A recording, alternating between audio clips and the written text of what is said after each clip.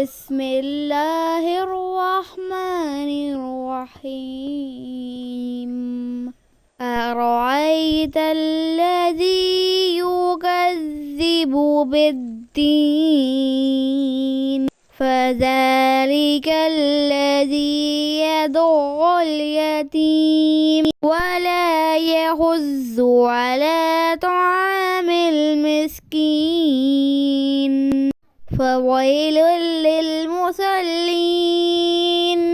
الذين هم عن صلاتهم ساهون الذين هم يراءون